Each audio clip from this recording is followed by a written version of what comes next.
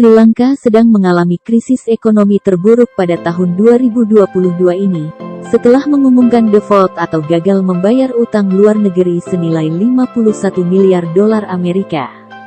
Kondisi terparah sejak kemerdekaan Sri Lanka pada tahun 1948 itu menyebabkan Gubernur Bank Sentral, Nandala Weerasinghe meminta warga Sri Lanka yang sedang berada di luar negeri agar mengirimkan uang untuk membantu tambahan devisa negara, demikian seperti dilansir laman France 24.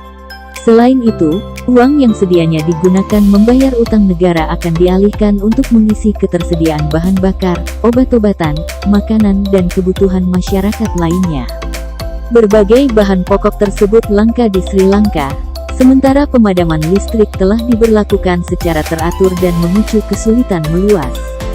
Gubernur Bank Sentral menyebut telah menyediakan rekening untuk pengumpulan sumbangan bagi negara Sri Lanka di Amerika, Inggris dan Jerman, serta berjanji akan menggunakan uang tersebut untuk hal yang paling mendesak. Publik Sri Lanka yang marah karena krisis ekonomi lantas menggelar protes dan menuntut pemerintah yang dipimpin Perdana Menteri Mahinda Rajapaksa untuk mundur jelang negosiasi untuk dana talangan dari Dana Moneter Internasional. Sebelum krisis Sri Lanka, ada beberapa negara lain yang juga pernah terancam mengalami kebangkrutan karena default atau gagal membayar utang negaranya.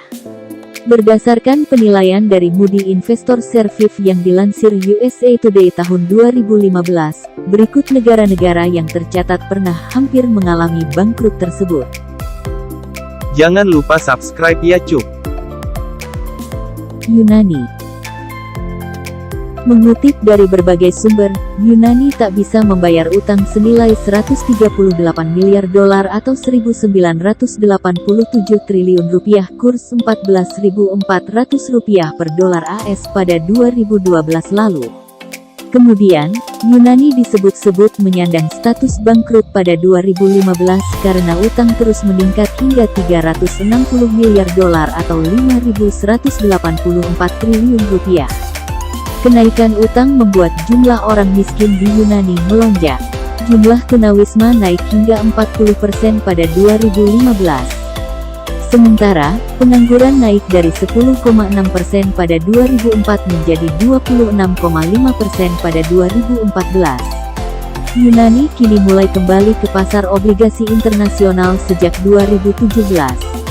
Negara itu sempat menghilang akibat krisis utang. Tahun lalu, Yunani menerbitkan obligasi bertenor 7 tahun, 10 tahun, dan 15 tahun. Negara tersebut memperoleh dana segar sebesar 12 miliar euro. Dengan penerbitan obligasi pada 2020, rasio utang Yunani diprediksi mencapai 188,8%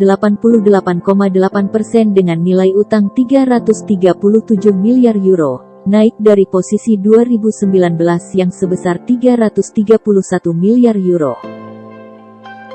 Argentina. Tahun 1989, The New York Times melaporkan bahwa inflasi di negara Amerika Selatan itu diperkirakan sebesar 12.000% pada tingkat tahunan. Untuk menurunkan inflasi, pemerintah pun mengikat mata uangnya, peso, ke dolar Amerika. Untuk sementara, kondisi inflasi berhasil turun dan mampu menarik modal asing ke dalam negeri. Namun hal itu juga menghambat pemerintah Argentina untuk melawan apresiasi mata uang yang membuat ekspor lebih mahal dibanding negara-negara lain. Pemerintah pun mulai memotong upah pekerja untuk menurunkan inflasi, akan tetapi pengangguran justru naik dan penerimaan pajak turun. Tahun 2001, Argentina default sebesar 100 miliar dolar AS. Pengadilan AS lalu memutuskan pada tahun 2012 bahwa Argentina tidak dapat membayar pemegang obligasi tanpa membayar penangguhan juga, dan kembali gagal bayar utang Agustus tahun 2014.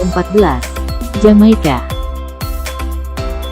Jamaika pernah disebut sebagai salah satu negara kreditur terburuk. Namun negara tersebut berhasil meningkatkan peringkat menjadi positif dengan menyederhanakan pengajuan pengembalian pajaknya dan mereformasi insentif pajak serta menerapkan pajak bisnis minimum.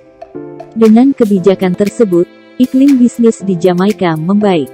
Selain itu, investasi swasta serta kepercayaan terhadap perekonomiannya meningkat. Namun, beban utang Jamaika masih tinggi dengan suku bunga yang juga tinggi. Utang negaranya masih di atas 140% dari PDB setiap tahun dari tahun 2009 sampai tahun 2014 atau tertinggi ketiga dibanding negara lain. Tahun selanjutnya Jamaika berhasil menurunkan utang pemerintah menjadi 133% dari PDB, namun masih masuk tertinggi keempat di dunia. Ukraina. Konflik Ukraina dengan Rusia atas pencaplokan Crimea terus memicu masalah keuangan negara tersebut. Sementara IMF menyetujui rencana restrukturisasi utang Ukraina pada Maret tahun 2015, Ukraina mendapat peringkat sebagai kreditur terburuk di tahun itu.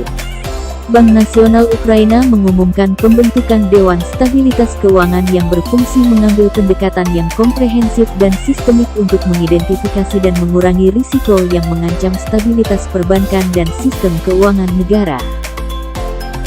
Nah, itu dia beberapa negara yang sempat bangkrut karena beberapa faktor internal dan juga eksternalnya. Silahkan like, share, and subscribe nih guys, supaya temanmu gak ketinggalan ilmu penting lainnya tentang dunia maupun Indonesia. Bye-bye.